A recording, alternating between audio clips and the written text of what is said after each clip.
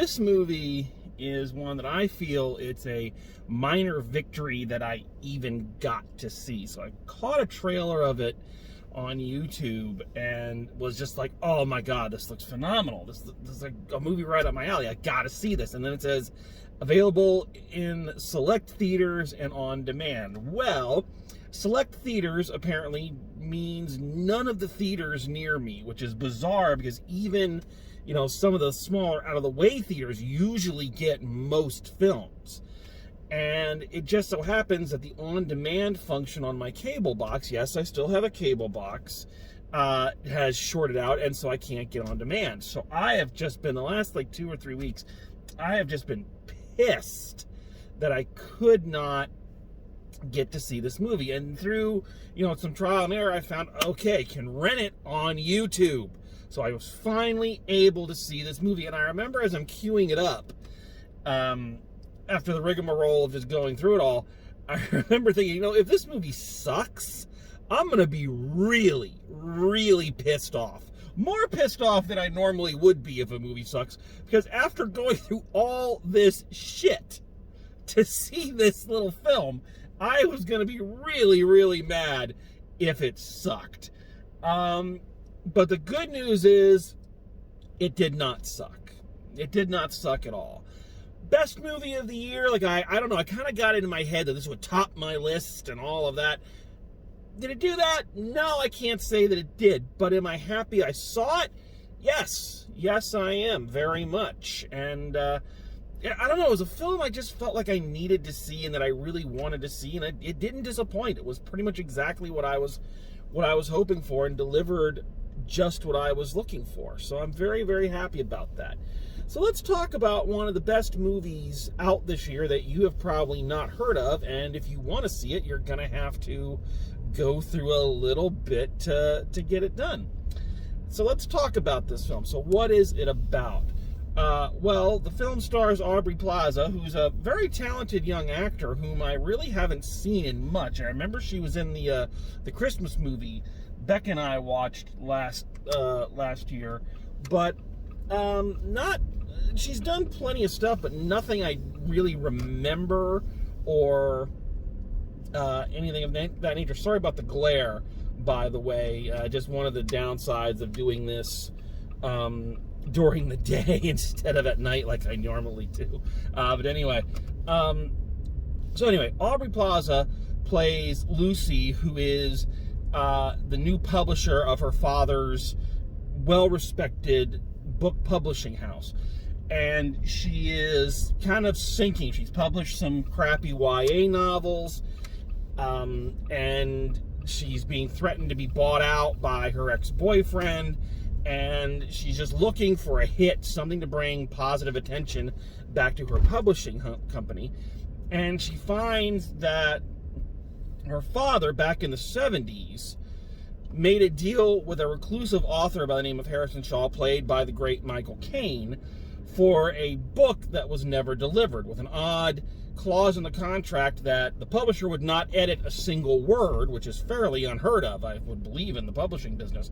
But the editor would not publish, the publisher would not edit a single word, but in exchange, the author would have to go on a book tour.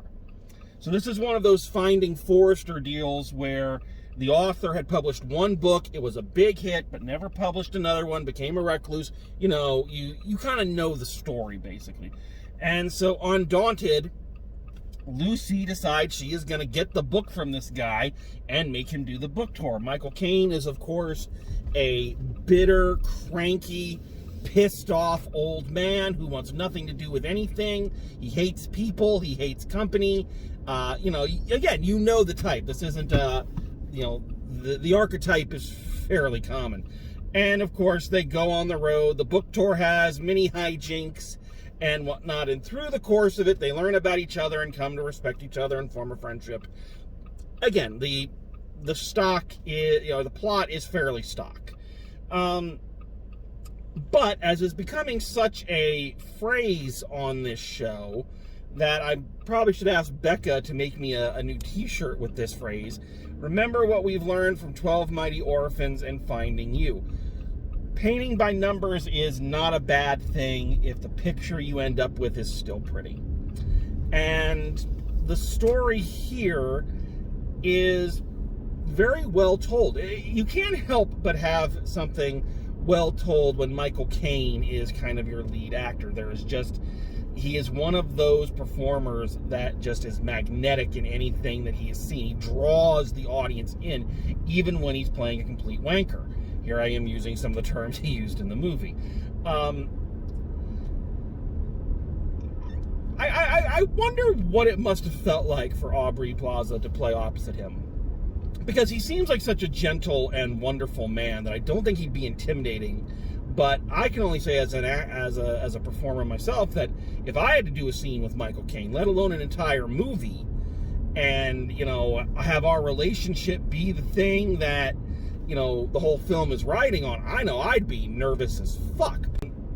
So I can only imagine how she must have felt. But they have a wonderful rapport and a great chemistry. And that's what this is riding on. Because when you have a film where you have a young person and an old person, the old person is grouchy and mean and all this, and the young person is feisty and independent. Again, if the actors aren't there for it and they're not working off each other well, then it's just going to be another film and not anything special. But I think these two really blended together well. They matched each other. They brought themselves up and down to what they needed to do to feed off the other person. And I think ultimately the relationship is a really, really good one. When you're dealing with a film like this, or you're dealing with characters like this, let's be more specific. When you're dealing with characters of this kind of crotchety, mean, reclusive, you know, and the young person is somehow going to weasel their way in and find the good person within and all of that, the question you always ask as an actor and as a director is what makes the person stay? Why do they stay in the room? It's one of those core questions I remember from my acting classes way back in the day. Why did they stay in the room? I remember when I read Who's Afraid of Virginia Woolf for grad school, and I had to do a write-up on it, and one of the things I said is, I have no idea why these two young people stay there with these abusive, drunk assholes. They will only get more drunk and more abusive as the show goes on. Why do they stay? And that's one of the premier questions you have to ask. And I think this film does a really nice job. Obviously, she stays with him because she needs something from him. She needs him to complete this book tour. She needs the book to be a success if she is going to keep her company. So you understand it from there, but at a certain point, that's not going to be enough.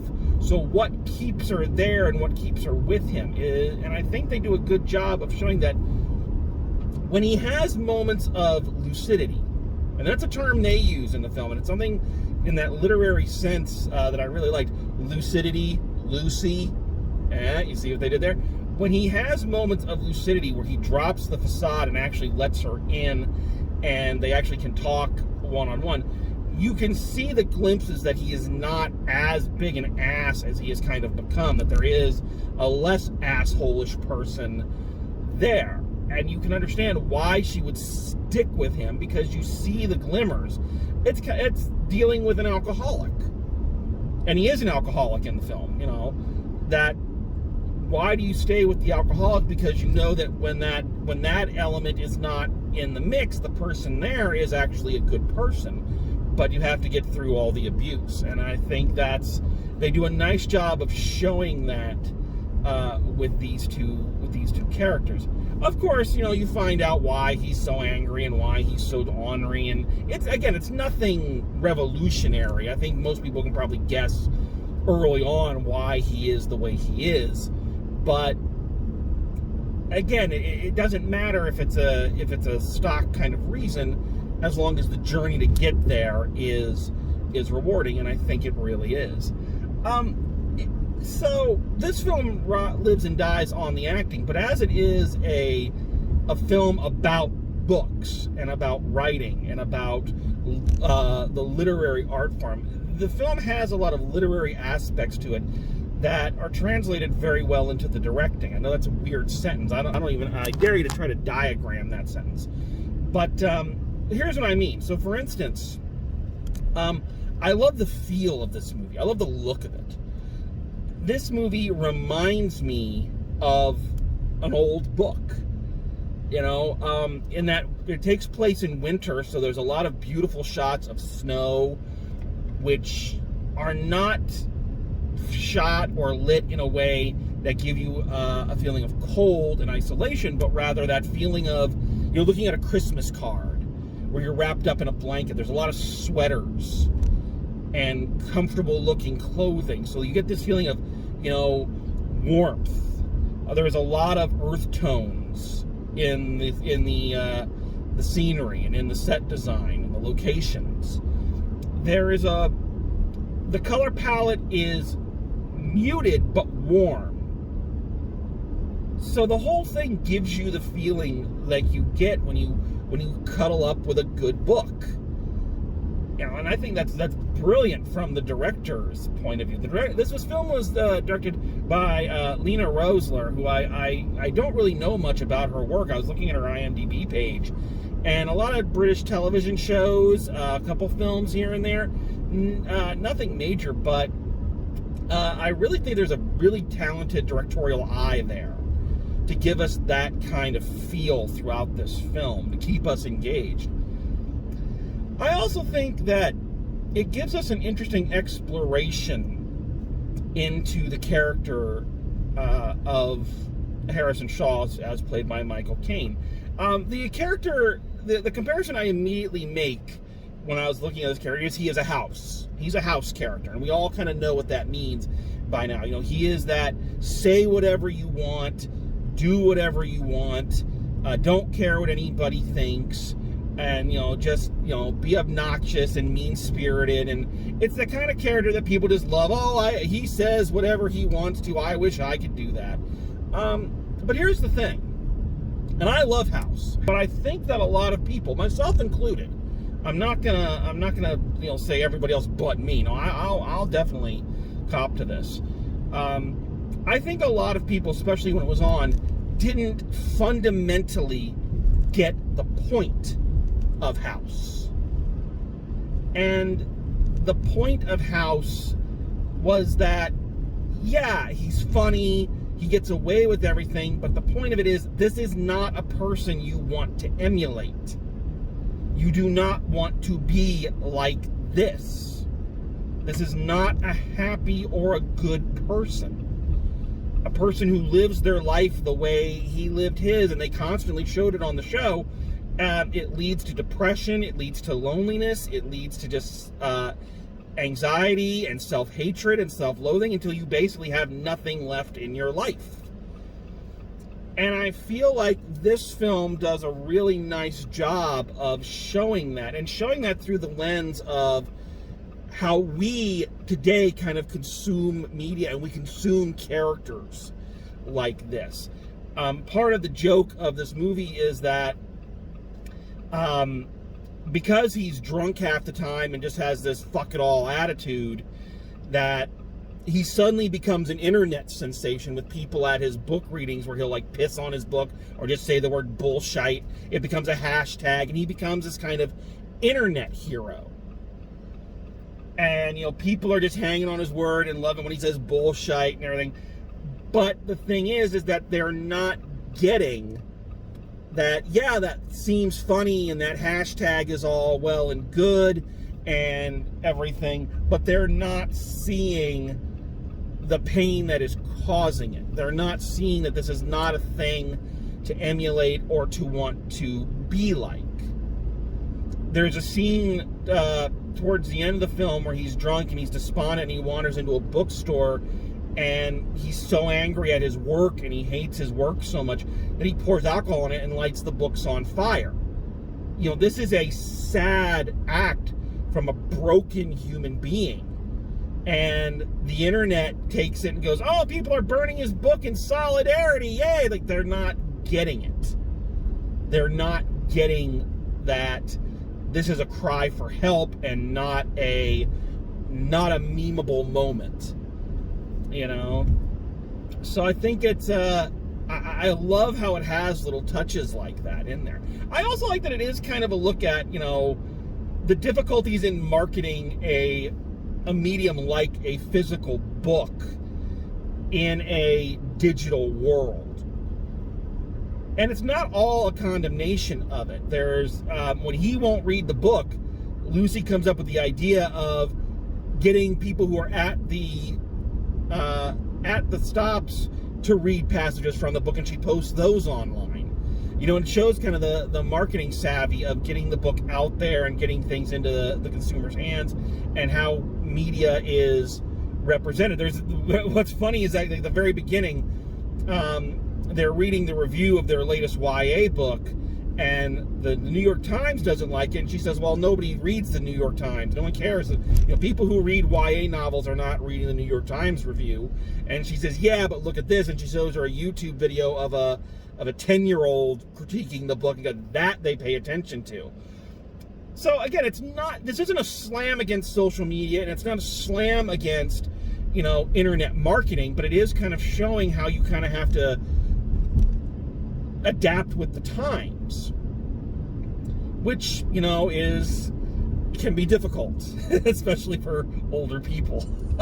One of the things, and this is just kind of on me here, that I looked at, of course, one of the first things they show you is Michael Caine writing his book, but he's writing it on a typewriter. And I remember thinking, man, if they wanted to kind of be a little bit more modern with this, just have him write on a much older computer. Like, George R.R. Martin writes on a old, I forget what they said he wrote on, but it was like this really old computer with no internet access. It has very little memory, but that's what he writes on. So it's like, oh, they should have done that. And I remember thinking,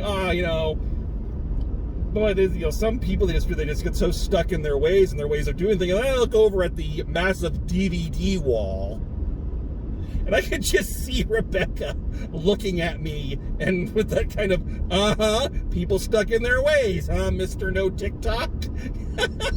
And you kind of realize, oh shit, that's me. But I think, and maybe this is just my interpretation, but one of the things I do like about this movie is I do think it's a celebration of collaboration between artist and editor, collaborator, whatever you want to call it. It's a celebration, I feel, of physical media in a digital world. That digital things do have a place, and they do have, a purpose, but that there's nothing quite like the physical feeling of holding a book. I love having certain things online. I love having music online. But, I know people look at me weird when I say I don't do streaming that much, or I prefer my DVDs. There's just something about the physicality of, I have this. This is in my hand. This is real. This is physical. It's a real thing. And I think that's why people still love, even though, e-readers and all that are very popular, I think that's why books are still in print, because people like having the book in their hand. And I feel like this movie is a celebration of that, and saying that you can have both. It's not books exist in a digital world, and the two things exist together, and they can help. They can work together. So I liked that. I know even a grumpy person like me liked that, and yeah, just. I guess if there's any knocks against this movie, as I've mentioned with several films I've seen previously, is that in terms of originality, there's not much. In terms of, what it is that made Michael Caine, so old and crotchety, there's, again, it's fairly obvious. You'll guess it pretty quickly, I think, if you're paying attention, or even if you're not.